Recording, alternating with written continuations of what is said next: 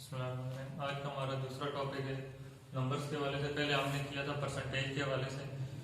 Math में total हमारे 9 chapter हैं। अगर हम उन 9 चैप्टर्स को हल कर लेंगे तो हमारा मैथ में जितने भी टेस्ट आते हैं, मैथ का जो क्वेश्चन होता है वो हमारा आसानी से हल हो जाएगा।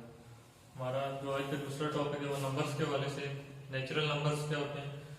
जितने भी नंबर्स होते हैं, रियल नंबर्स 1 से लेकर 1 2 3 4 अप टू सो ऑन, जितने भी नंबर्स होते हैं ये नेचुरल नंबर्स होते हैं। इनको हम n से डिनोट करते हैं।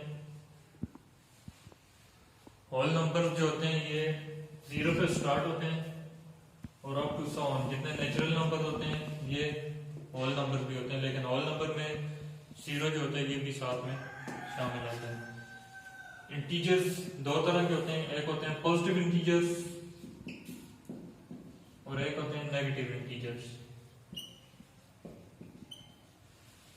होल नंबर्स जितने भी होते हैं अगर वो पॉजिटिव साइन के साथ हैं तो वो पॉजिटिव इंटीजर्स होते हैं, और अगर नेगेटिव साइन के साथ हैं होल नंबर्स जितने भी हैं 0 से लेकर अप टू सो ऑन, वो अगर नेगेटिव साइन के साथ हैं तो वो नेगेटिव इंटीजर्स होते हैं। इस तरह 0 1 2 3 अप टू सो ऑन ये पॉजिटिव इंटीजर्स होते हैं, और negative integer -1 -2 -3 up to so on यानी नेगेटिव साइन के साथ होंगे तो ये नेगेटिव इंटीजर, पॉजिटिव साइन के साथ होंगे तो पॉजिटिव इंटीजर। इवन नंबर और ऑड नंबर तो आसान सा है। इवन नंबर्स क्या होते हैं? जितने भी जुफ्त नंबर आते हैं, उर्दू में जिस तरह हम कहते हैं जुफ्त नंबर जितने भी होते हैं 2 4 6 8 10 इस तरह के जितने भी नंबर्स होते हैं ये इवन नंबर्स होते हैं। और ऑड नंबर क्या होते हैं? जो ताक होते हैं 1 3 5 7, ये चाहे पॉजिटिव के साथ हो चाहे नेगेटिव के साथ हो। इवन नंबर जुफ्त होंगे और ऑड नंबर देंगे ताक नंबर जितने भी होते हैं। हमारा पहला सवाल है द क्यूब ऑफ 1/2 इज, कि जो 1/2 है इसका क्यूब जो है ना ये क्या होता है? ये चार ऑप्शन है 1/4 1/8 1/2 या 1/6 16। क्यूब कहते हैं 3 टाइम्स को। जब हम 1/2 को आपस में 3 टाइम्स मल्टीप्लाई करेंगे तो ये क्या बनेगा? ऊपर तो 1 को 1 से मल्टीप्लाई करेंगे तो ये तो 1 ही बनेगा। नीचे वाली टर्म्स को जब आपस में मल्टीप्लाई करेंगे 2 2 4 4 2 8 1/8। बी ऑप्शन इसका जवाब आ जाएगा कि 1/2 का क्यूब जो है ये 1/8 हो जाएगा। दूसरा सवाल है a number whose fifth part increased by 5 is equal to its fourth part diminished by 5। कि एक ऐसा नंबर जिसका हम फिफ्थ पार्ट, मतलब एक पूरा नंबर है x, इसका फिफ्थ पार्ट x/5 मतलब पांचवा हिस्सा इंक्रीज बाय 5, उसको अगर हम 5 टाइम इंक्रीज कर दें is equal to its fourth part, ये बराबर है इसके फोर्थ पार्ट के x/4 के। x पार्ट और उसका चौथा हिस्सा fourth part diminished by 5। Diminish मतलब सब्ट्रैक्ट करना, माइनस करना, कम करना, उसके 5 कम करने की इक्वल हो जाते हैं। इज ये क्या हो 160 180 200 या 220। इसको हम आगे हल करेंगे। x/5 अपनी जगह पे, x/4 इधर प्लस और इस तरफ आएगा तो माइनस हो जाएगा। x/4 -5, ये 5 इधर प्लस और उस तरफ जाएगा तो माइनस हो जाएगा। इनको हम एलसीएम लेंगे 20 5 4 are 20 और 4x are 4x minus 4 5 are 20 5x are 5x is equal to -10। 20 इधर डिवाइड हो रहा है उस तरफ जाएगा तो मल्टीप्लाई हो जाएगा। 4x minus 5x is equal to 200 -200। इसमें से इसको माइनस करेंगे तो ये -x इज इक्वल टू -200।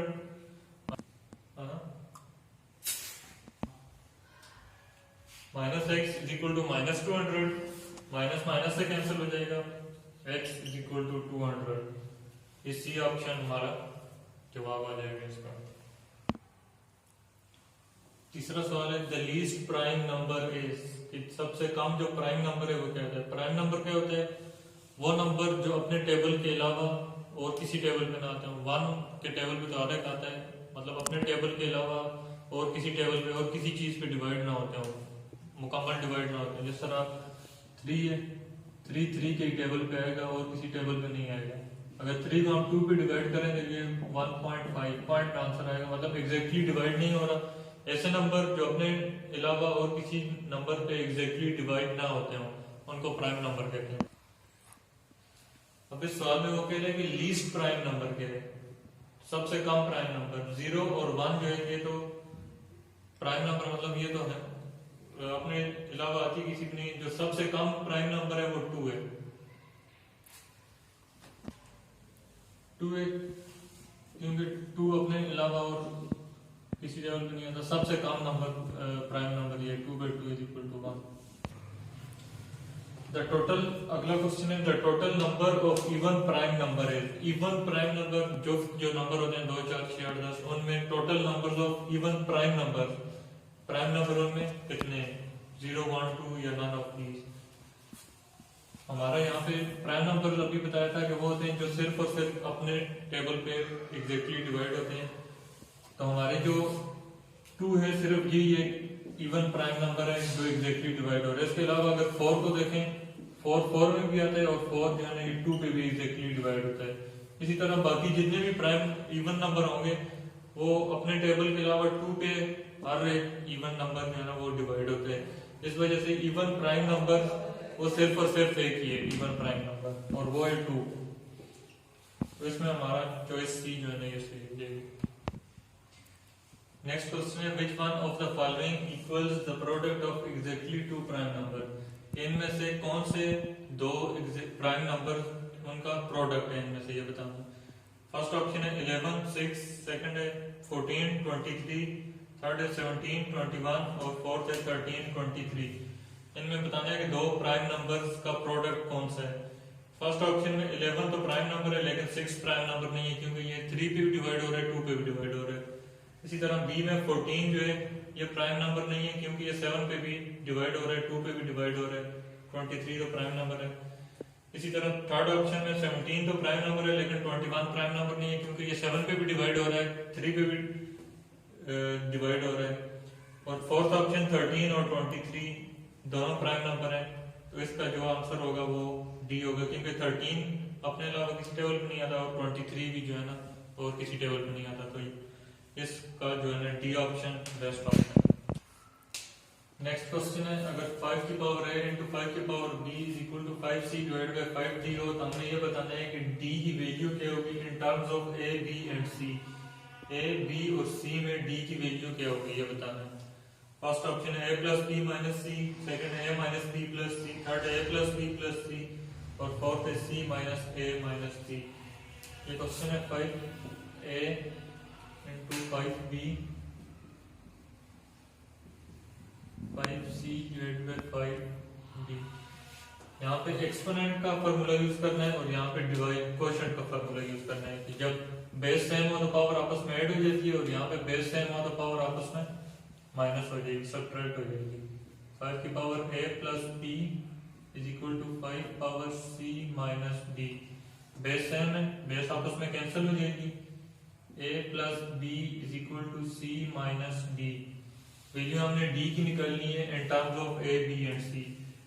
ये c इधर प्लस और इस तरफ आएगा तो माइनस हो जाएगा। c plus a plus b is equal to d minus b।